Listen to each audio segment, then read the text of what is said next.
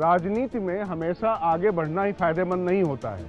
कई बार पीछे रहकर या हारते हुए दिखकर भी जंग की जमीन तैयार की जाती है।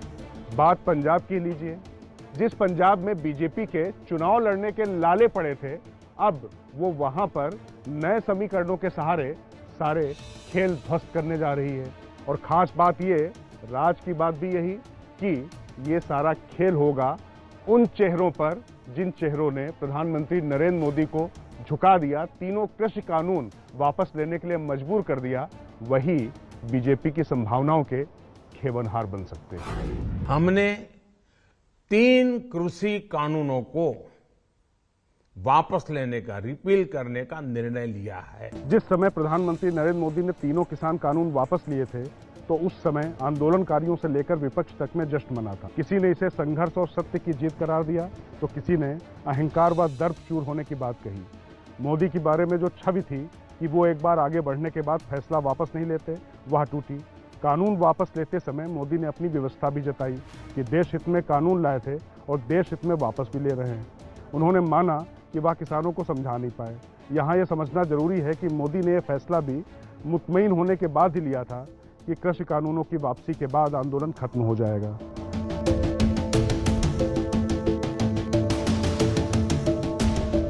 हालांकि 1-2 गुटों ने ये किसान आंदोलन आगे जारी रखने की मांग की और पूरा जोर भी बनाया। उनका कहना था कि एमएसपी व किसानों से जुड़े सारे मुद्दों को एक बार में सलटा ही लिया जाना चाहिए। लेकिन कानून वापस लेने के बाद ये धरना प्रदर्शन खत्म हो जाए, ये प्रबंधन सरकार पहले ही कर चुकी थी।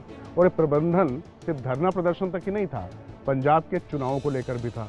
कैप्टन अमरिंदर की पार्टी के साथ में बीजेपी का गठबंधन हो ही गया है।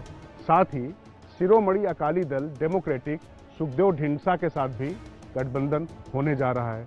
तो बात इन्हीं समीकरणों को लेकर कि कैसे मोदी का ये प्लान जो उनके खिलाफ था वो उनके पक्ष में जा सकता है। राज की बात यह है कि बीजेपी ने हिंदू बहुल क्षेत्रों और शहरी क्षेत्रों में ज़्यादा से ज़्यादा टिकट अपने पास रखने को कहा है। कैप्टन से गांवों की तरफ फोकस करने को कहा गया है। वैसे यहाँ बताना जरूरी है कि किसान आंदोलन के असली शिल्पकार पंजाब के मुख्यमंत्री रहते कैप्टन अमरिंदर ही थे। अमरिंदर जब सीएम पद से हटे और कांग्रेस से बाहर आए तो उन्होंने साफ कह दिया था कि बीजेपी से बिना कानून वापस लिया आंदोलन खत्म नहीं हो सकता। उन्होंने कानून वापस लेने के बाद पंजाब में बीजेपी के लिए संभावनाएं खुलने की बात कही थी।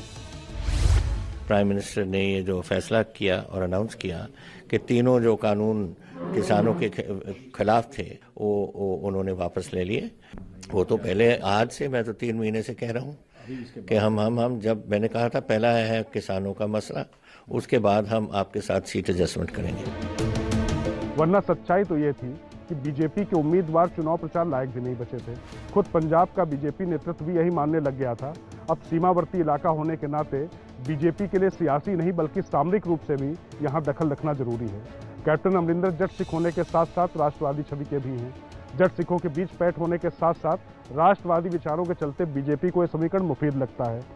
साथ ही कम से कम बीजेपी चुनाव लड़ने की स्थिति में आ गई है। तय है कि हम साथ मिलकर के चुनाव लड़ेंगे, हम साथ मिलकर के चुनाव लड़ रहे हैं। बाकी सारे विषयों पर, सीट शेयरिंग और इन विषयों पर एप्रोप्रिएट टाइम पर हम आप सबको सूचित करेंगे। राज की सबसे अहम बात, कैप्टन अमरिंदर से बीजेपी ने साफ साफ कहा है कि जो उनके खाते में सीटें हैं, उन गांवों वाली सीटों पे वो किसान चेहरों को ज़्यादा से ज़्यादा जगह दें। वैसे राज की बात यह भी है कि कांग्रेस ने भी किसान आंदोलन के चेहरों को ही तरजीह देने की रणनीति बनाई है। तो जाहिर तौर पर इन चेहरों को लेकर बीजेपी और कांग्रेस के खेमों में अच्छा खासा युद्ध होने वाला है। लेकिन पहली पांत के न सही, लेकिन जो दूसरी जगहों पर दूसरी पांत के छोटे नेता हैं और उनका थोड़ा भी प्रभाव है, उनको भी टिकट देकर बीजेपी और कैप्टन अमरिंदर समीकरण प्रभावित करने की कोशिश करेंगे।